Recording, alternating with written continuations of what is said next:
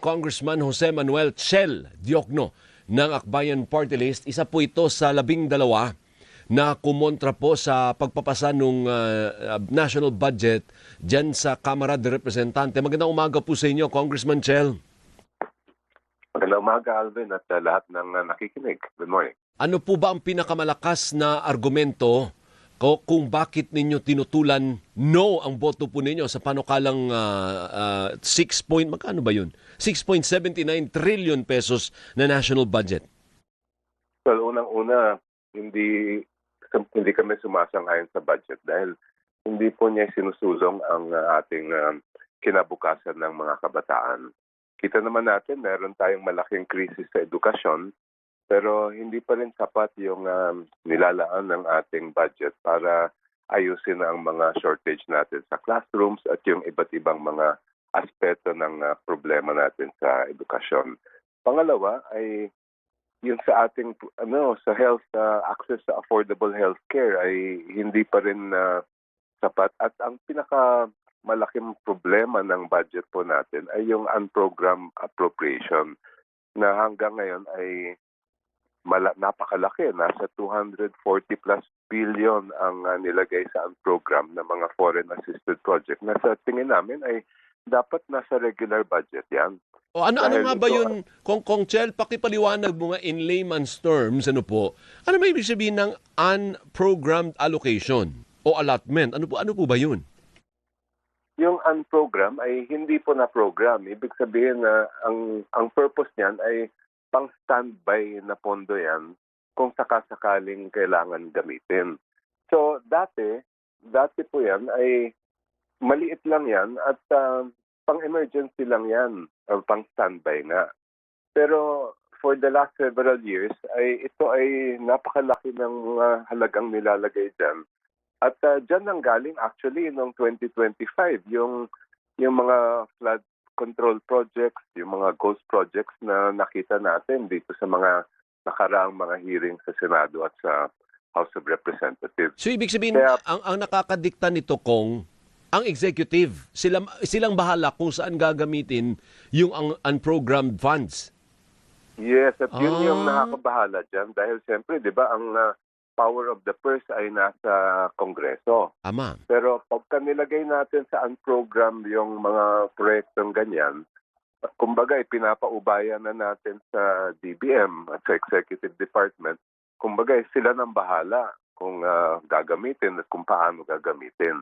At yun yung medyo nakakatakot doon dahil hindi natin alam at hindi dumaan sa proseso, hindi dumaan sa amin sa Kongreso kung ano man yung mga line item na yan. Pero sige po. Apo.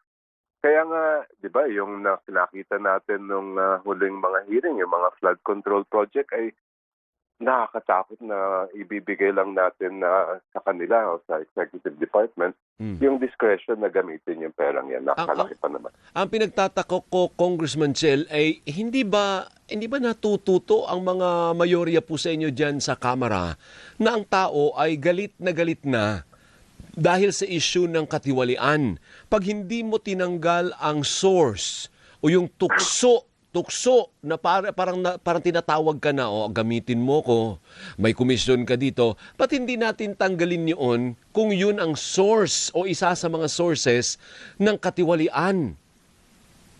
Yun nga po, Alvin, ang punto namin na kumbaga mag-blank slate muna tayo, simulan natin sa zero ang unprogram. Total, kung kailangan talaga ng supplemental na pondo, pwede naman tayo magpasa ng supplemental budget.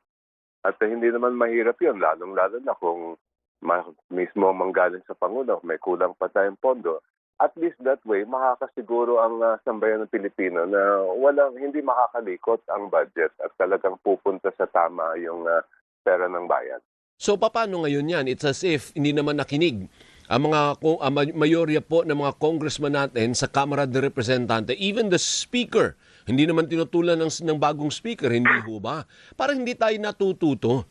Ano ba ang gusto natin na ang tao ay tuluyang umalsa sa kalye?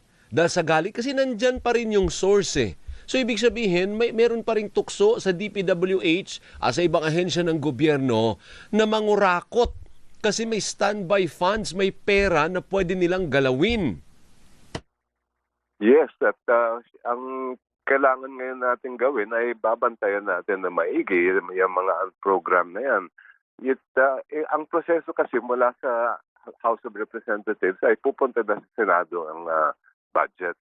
At maaari pa rin naman na sana ito ay panawagan din sa ating mga senador na tingnan din nila yung unprogrammed appropriations. Alam ko may mga senador na mga kasama tayo dyan na talagang tutol din sila sa unprogrammed appropriation. At sana sa kamay nila ay mawala po yan. Attorney Chel, hindi ho ba pwede na parang bawasan na lang o gawin nating 1 bilyong piso na lang yung unprogrammed allocation? Para nang sa ganun, meron tayong hugutin. Pag kulang yung 1 billion, o di mag-meet ulit tayo, mag-supplemental tayo kung kulang man. Di ba pwede naman ganun? Kung sana ganun lang ay malamang hindi na kami tututol sa budget. 214 eh. Masyadong malaki naman. 200, tama ba? 214 billion pesos.